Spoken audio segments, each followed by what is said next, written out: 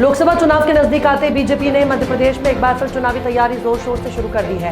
शनिवार 3 फरवरी को बीजेपी के दिग्गज नेता प्रहलाद सिंह पटेल ने छिंदवाड़ा में लोकसभा चुनाव को लेकर कोर कमेटी की बैठक की। इस दौरान उन्होंने पार्टी पदाधिकारियों और कार्यकर्ताओं को जीत का मंत्र दिया।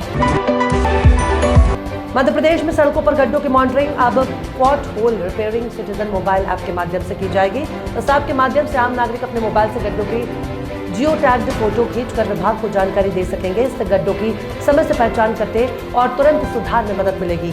मध्य प्रदेश के लोक निर्माण मंत्री राकेश सिंह ने भोपाल में विभागीय अधिकारियों के साथ इस मोबाइल ऐप को लेकर चर्चा की।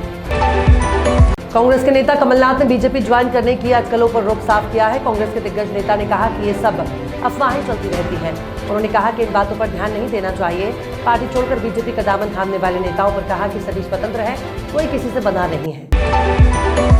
वाराणसी में व्यास जी के तहखाने में पूजा शुरू होने के बाद से फिर राजनीतिक बयानबाजी तेज हो गई है। एक और डिप्टी सीएम केशव प्रसाद मौर्य लगातार समाजवादी पार्टी के संस्थापक मुलायम सिंह यादव का नाम लेकर आरोप लगा रहे हैं, तो वहीं दूसरी ओर अब कांग्रेस नेता आचार्य प्रमोद कृष्णम ने भी प्रतिक्रिया दी है। वाराणसी स्थित ज्ञानवापी मस्जिद मामले में कांग्रेस नेता आचार्य प्रमोद कृष्णम ने कहा कि भारतीय लोकतंत्र पर सवाल नहीं उठाए जा सकते हैं।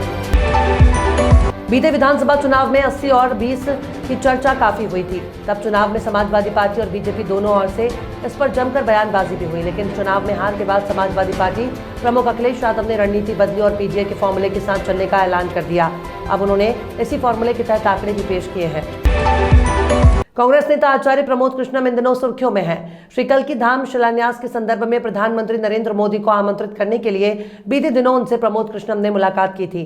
अब उन्होंने भारतीय जनता पार्टी के एक और बड़े नेता से मुलाकात की है। हालांकि आचार्य प्रमोद कृष्णम ने इस मुलाकात को राजनीतिक दृष्टिकोण से न देखने की अपील की है। केंद्र शासित प्रदेश लद्दाख में हजारों की संख्या में लोग सड़कों पर उतर आए हैं। आमतौर पर सबसे शांत रहने वाले देश के इस हिस्से में लोगों का सड़कों पर उतरना काफी हैरानी भरा लगता है। हालांकि लोग यूं ही सड़कों पर उतरकर प्रदर्शन नहीं कर रहे, बल्कि उनकी एक खास मांग है। लद्दाख के लोगों का कहना है कि केंद्र शासित प्रदेश के पूर्ण राज्य का दर्जा दिया जाए। हाल ही में कार्मिक और प्रशिक्षण विभाग ने एक रिपोर्ट जारी की है, जिसमें बताया गया कि 30 भगोड़े ऐसे हैं जो साल 2022 में विदेशों में थे। इसके अलावा 24 ऐसे हैं जिन्हें निर्वासित कर दिया गया। साल 2020 और 21 की बात करें तो ये संख्या क्रमशः 84 और 136 थी। और अब भारत सरकार विजय माल्या, नीरव समेत वांछित चल रहे कई भगोड़ों को भारत वापस लाने की कोशिश कर रही है। देवों के देव महादेव फेम सोनारिका भदौरिया इसी महीने शादी करने वाली हैं। एक्ट्रेस अपने लॉन्ग टाइम पार्टनर विकास पाराशर के साथ 7 फेरे लेने वाली हैं।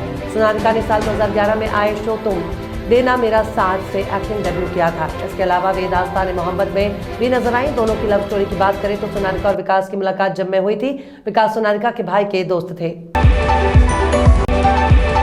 भारत और इंग्लैंड के बीच 5 टेस्ट मैचों की सीरीज का तीसरा मैच 15 फरवरी से खेला जाएगा।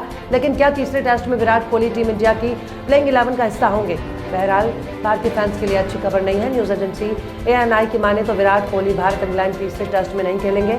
दरअसल ऐसा माना जा रहा था कि तीसरे टेस्ट से विराट कोहली टीम इंडिया में वापसी कर सकते हैं।